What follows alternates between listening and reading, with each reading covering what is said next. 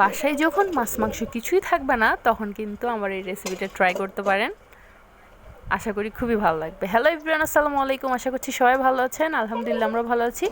এখানে নিয়ে নিয়েছি মুসুর ডাল বাটা, তার মধ্যে দিয়ে দিয়েছি খাবারের সোডা সামান্য, তারপরে সামান্য লবণ আর সামান্য হলুদ। তিনগুলো দিয়ে ভালোভাবে মিক্স করে তারপরে এটা গরম গরম তেলে দিয়ে দেব। জাস্ট পেঁয়াজুর মতো করে এটা ভেজে নেব একদম মুচমুচে করে।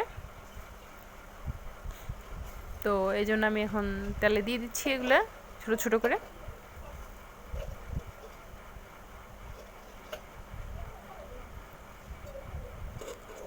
এগুলো এক পাশ যখন হয়ে যাবে তখন আমি উল্টিয়ে দেব।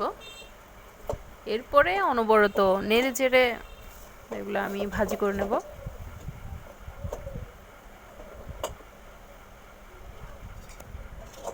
তখন আমার এগুলো ভাজা হয়ে গিয়েছে, এখন আমি নামিয়ে নিচ্ছি।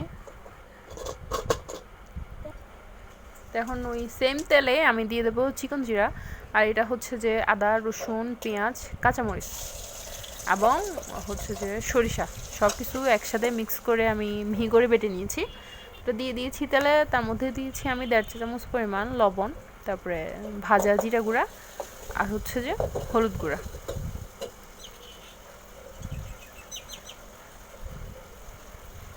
আর দিয়ে দিচ্ছি এখানে 1 চামচ পরিমাণ সামান্য করেই মরিচের গুঁড়া। এই মশলাগুলো এখন ভালোভাবে কষিয়ে নেব। তার ভিতর দিয়ে দেবো এখানে আমি আলু এবং পটল, একটা আলু এবং 2টা পটল আমি এখানে গোল গোল করে কেটে নিয়েছি। এখন এগুলো দিয়ে দিয়েছি, এগুলো দিয়ে এগুলো ভালোভাবে কষিয়ে নেব মশলার সাথে। এটা আমি ঢেকে দেবো এখন। এটা আমি 6-7 মিনিটের মতো এভাবে ঢেকে রান্না করেছি। এরপরে এখানে আমি ঝোল দিয়ে দিচ্ছি যাতে এগুলো ভালোভাবে সেদ্ধ হয়ে যায়। এটা ঢাকা দিয়ে আমি আবার রেখেছিলাম 10-12 মিনিটের মতো। তো এ পর্যায়ে আমার আলু এবং পটলগুলো কিন্তু অনেকটাই সেদ্ধ হয়ে গিয়েছে এবং ঝোলটাও কিন্তু অনেক ঘন হয়ে গিয়েছে। আমি একটু চেক করে নিচ্ছি যে সেদ্ধ হয়েছে কিনা। তো এগুলো 80% কুক হয়ে গিয়েছে।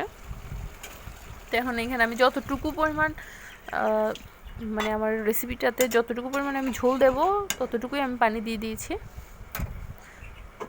তো এগুলো বলক চলে আসলে এখন এখানে দিয়ে দেবো আমি আমার ভেজে রাখা পেঁয়াজগুলা। তো এখানে এখন ঝোলটা বেশি মনে হচ্ছে, কিন্তু পেঁয়াজগুলো কিন্তু ঝোলগুলো টেনে নেবে। এটা পেঁয়াজু যখন ঝোলগুলো টেনে নেবে তখন কিন্তু ঝোল অনেক কমে যাবে। এই যে এটা আমি ঢাকা দিয়ে 10 মিনিট রেখেছিলাম, আর এ পর্যায়ে অলরেডি কিন্তু ঝোল অনেকটা কমে গিয়েছে। আর এই পেঁয়াজগুলো কিন্তু আরও ফুলবে। এগুলো চুলা অফ করে দিয়ে রেখে দিলেও আরও অনেক ফুলবে। তো আমার তরকারিটা কিন্তু হয়ে গিয়েছে, জাস্ট এটা যথেষ্ট। আমি এর চাইতে বেশি ঝোল টানাবো না, এটা চুলা অফ করে রেখে দেব। আর এরপর যে আপনারা অবশ্যই লবণটা চেখে নেবেন। আমার কাছে লবণটা পারফেক্ট মনে হয়েছে, তাই আমি ঝোলটা অফ করে দিয়েছি। এখন এটা ঢেকে রেখে দেবো 10 মিনিট, তখন ঝোল কিন্তু আরও ঘন হয়ে যাবে। তো এই যে দুপুরে গরম গরম ভাতের সাথে জাস্ট অসাধারণ। আর ওইদিকে আমার আলুর কাটলেট ছিল, আর এই যে পেঁয়াজুর এই তরকারিটা, এটা কিন্তু খুবই মজা হয়েছে। আপনারা কিন্তু বাসায় এভাবে ট্রাই করতে পারেন, এটা খেতে মন্দ না, ঠিক আছে। তো আমার ভিডিও যদি আপনাদের কাছে ভালো লেগে থাকে please like comment and share দিয়ে রাখবেন। আমার চ্যানেলটি সাবস্ক্রাইব করে দেবেন এবং ফেসবুক থেকে দেখে থাকলে আমার পেজটি ফলো দিয়ে রাখবেন। আমি তো নিয়ে নিয়েছি খাওয়ার জন্য। এটা কিন্তু দেখতে যতটুকু সুন্দর লাগছে, খেতে কিন্তু তার চাইতে অনেক বেশি মজা হয়েছিল। আর এটা এতই গরম ছিল যে আমি ধরতে পারতেছিলাম না।